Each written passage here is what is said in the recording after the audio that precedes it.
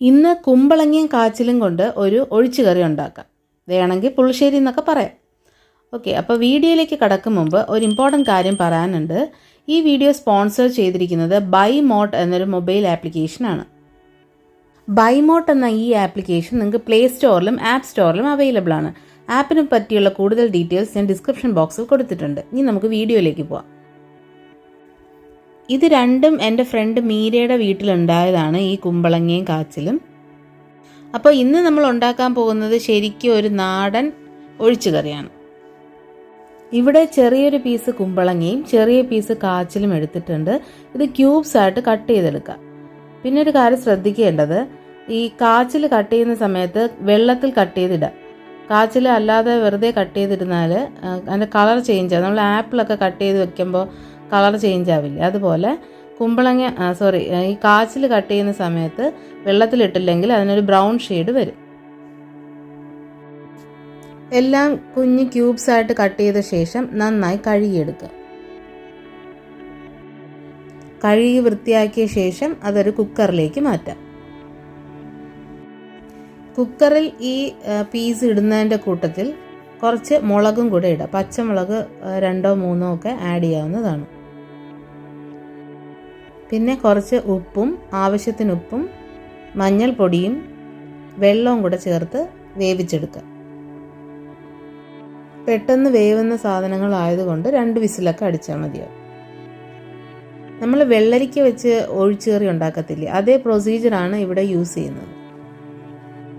ഇത് വേവുന്ന സമയത്ത് നമുക്ക് അരപ്പ് തയ്യാറാക്കാം.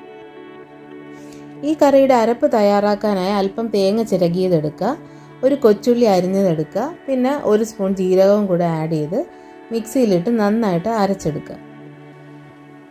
നല്ല പേസ്റ്റ് രൂപത്തിൽ അരയ്ക്കുക. എളുപ്പത്തിനായിട്ട് നിങ്ങൾക്ക് ഇത് കുക്കറിൽ തന്നെ ആഡ് ചെയ്യാം. നിങ്ങളിപ്പോൾ വെന്ത് കഴിഞ്ഞ ശേഷം ആവിയൊക്കെ പോയി കുക്കർ ഓപ്പൺ ചെയ്യുമ്പോൾ കുക്കറിൽ തന്നെ ഈ അരപ്പ് ആഡ് ചെയ്ത് നിങ്ങൾക്ക് മിക്സ് ചെയ്ത് ഒന്ന് തിളപ്പിച്ചെടുക്കാവുന്നതാണ്. അല്ലെങ്കിൽ നിങ്ങൾക്ക് വേറെ പാത്രത്തിലേക്ക് മാറ്റാവുന്നതാണ്. പിന്നെ നമ്മുടെ മെയിൻ ഇൻഗ്രീഡിയൻ്റ് ആയ തൈര് എടുത്തിട്ടുണ്ട്. തൈര് കട്ടയില്ലാതെ നന്നായിട്ട് എടുക്കുക.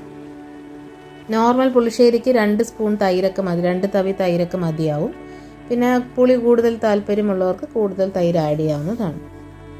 ഇപ്പോൾ ഇവിടെ നമ്മുടെ കുമ്പളങ്ങയും കാച്ചിലും ഒക്കെ വെന്ത് റെഡി ആയിട്ടുണ്ട്. ഇതൊന്ന് വേറെ പാത്രത്തിലേക്ക് മാറ്റി ഒരു ഫ്ലേവറിനായിട്ട് 2 കറിവേപ്പില ഇതിൻ്റെ കൂടെ ആഡ് ചെയ്യുവാണ്. ഇനി നമുക്ക് അരച്ച് വെച്ചിരിക്കുന്ന അരപ്പ് ഇതിൻ്റെ കൂടെ ആഡ് ചെയ്ത് മിക്സ് ചെയ്യാവുന്നതാണ്. ആഡ് ചെയ്ത തേങ്ങയും കൊച്ചുള്ളിയൊക്കെ ഒന്ന് വെന്ത് വരാനായിട്ട് ജസ്റ്റ് ഒന്ന് തിളപ്പിച്ചെടുക്കുക. ഒരു 1-2 മിനിറ്റ് ഒന്ന് തിളപ്പിച്ചെടുക്കുക. കറി ഓക്കെ ആയി എന്ന് തോന്നുമ്പോൾ തൈര് ആഡ് ചെയ്താൽ മതി. ഈ സമയത്ത് നമുക്ക് ടേസ്റ്റ് നോക്കി പുളിയും ഉപ്പും ഒക്കെ കറക്റ്റ് ചെയ്യാം. കറി റെഡിയായി എന്ന് തോന്നുമ്പോൾ ഓഫ് ചെയ്യാം. ഇനി താളിക്കാനുള്ള പരിപാടി നോക്കാം. ഒരു പാൻ അടുപ്പത്ത് വെച്ച് എണ്ണ ചൂടായ ശേഷം കടുകും ഉലുവയും ആഡ് ചെയ്യുക. ഉലുവ ഈ പുളിശ്ശേരിക്ക് ടേസ്റ്റ് കൂട്ടും, അതുകൊണ്ട് ഉലുവ ആഡ് ചെയ്യാൻ മറക്കരുത്.